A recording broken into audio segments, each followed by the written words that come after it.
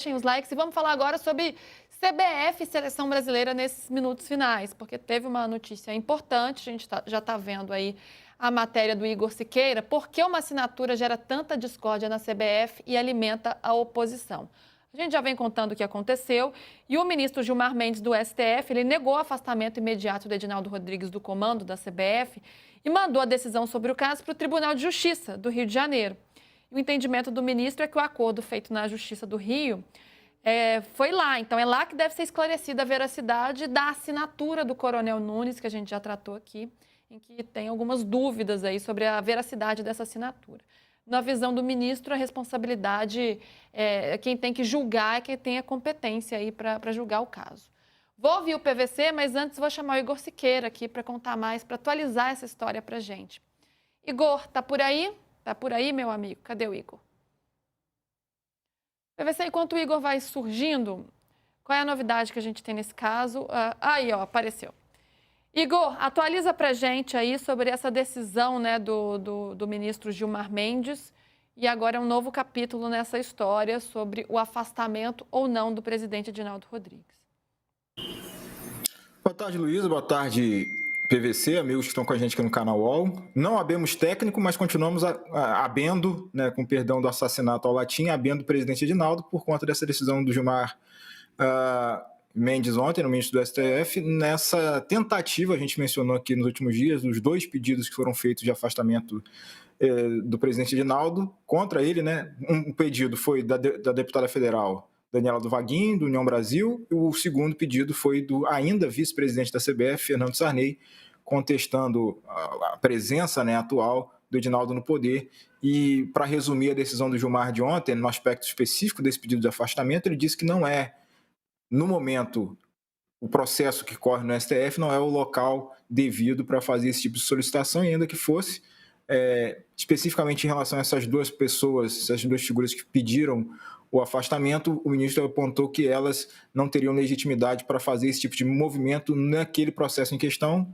Uma questão técnica aqui, um parêntese técnico, que é uma ação que trata de constitucionalidade de movimento do Ministério Público, de assinar termo de ajustamento de conduta, que é um acordo com entidades esportivas privadas. Então, a discussão lá passou a ser o aspecto mais abstrato da ideia, da lei em si, se pode, se não pode, se o MP tem poder para fazer isso ou não, e não necessariamente no entendimento, na visão, no julgamento do ministro Gilmar, para analisar diretamente essas questões de continuidade do Edinaldo ou não no poder e, principalmente, como você mencionou, Luiz, a situação da assinatura do Coronel Nunes no acordo que foi feito aqui no Rio com outros ex-vice-presidentes da CBF, Sarney, inclusive, Rogério Caboclo, Castelar Neto, outras figuras da política da bola, que apaziguaram naquela ocasião, né, nesse documento de janeiro, a situação toda que envolvia uma discussão da eleição do Edinaldo em 2022.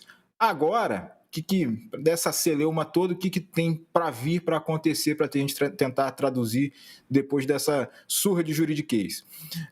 O Tribunal de Justiça do Rio é que vai fazer as diligências, ele recebeu essa incumbência, né, do próprio STF, fazer as diligências de checar a questão da assinatura, se fez, se não fez, se é verdade, se não é verdade, a assinatura do Coronel Nunes nesse documento, nesse acordo que todos esses documentos estão nos autos do processo no STF e agora foram mandados aqui para o Rio de Janeiro. Então, o pessoal que julgava isso aqui anteriormente, né, que já tratava desse assunto do MP, né, na primeira e na segunda instância aqui no Rio, agora vai analisar o teor desse acordo, a materialidade desse questionamento em relação ao Coronel Nunes, e agora o assunto volta para o nosso quintal aqui, vamos dizer assim, né, aqui no Rio de Janeiro, quintal da CBF também, mas também quintal de outros opositores do Edinaldo que já conseguiram anteriormente aquele afastamento que durou um mês e só não durou mais porque teve a intervenção lá do STF na decisão de reconduzir o presidente da CBF no cargo. Enquanto isso, a CBF tenta continuar se blindando, né, de mais investidas da oposição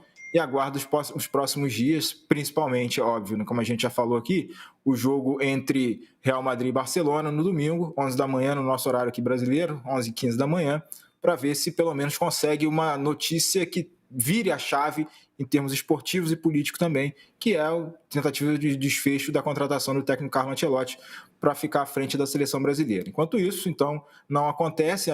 Conversei com pessoas próximas a Edinaldo até agora há pouco, nenhuma mudança significativa nessa discussão de treinador durante essa semana, então está todo mundo esperando, de fato, domingo para ver o que tem pela frente. Lembrando que faltam, ou a partir de hoje, 10 dias aí para divulgação, para o envio, divulgação não necessariamente, mas para o envio da pré-lista da seleção brasileira para os jogos das eliminatórias contra o Equador e contra o Paraguai. Então estamos no dia 8 de maio, a meta, o prazo para envio da pré-lista é o dia 18, então a CBF com menos tempo ainda para resolver essa situação, ao mesmo tempo que precisa ficar de olho nesses movimentos na justiça e dos opositores que ameaçam não só a calmaria, se é que tem no comando do presidente Edinaldo Rodrigues, mas a própria continuidade dele à frente da CBF nesse momento.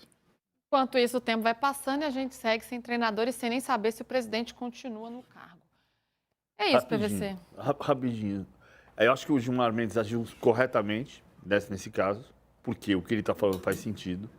Ou seja, ele homologou uma decisão sem ter um outro fato, que é a falsificação ou não da assinatura.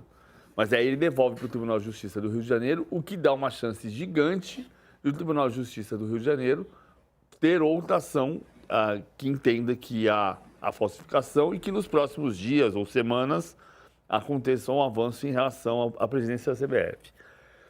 Eu só acho que tem uma contradição. Acho que o Gilmar agiu da maneira correta, ele é super coerente o despacho dele. O único ponto que eu passo é assim, é engraçado como tem legitimidade de um lado e às vezes não tem de outro. Por que o PCdoB tinha legitimidade para fazer o pedido quando disse que não tinha legitimidade do Ministério Público do Rio de Janeiro para fazer o TAC que o Tribunal de Justiça do Rio de Janeiro discutiu? O que o PCdoB tinha a ver com isso? É a mesma pergunta. O que a Daniela do Vaguinho tem a ver com isso? Nada. E o PCdoB? Nada também.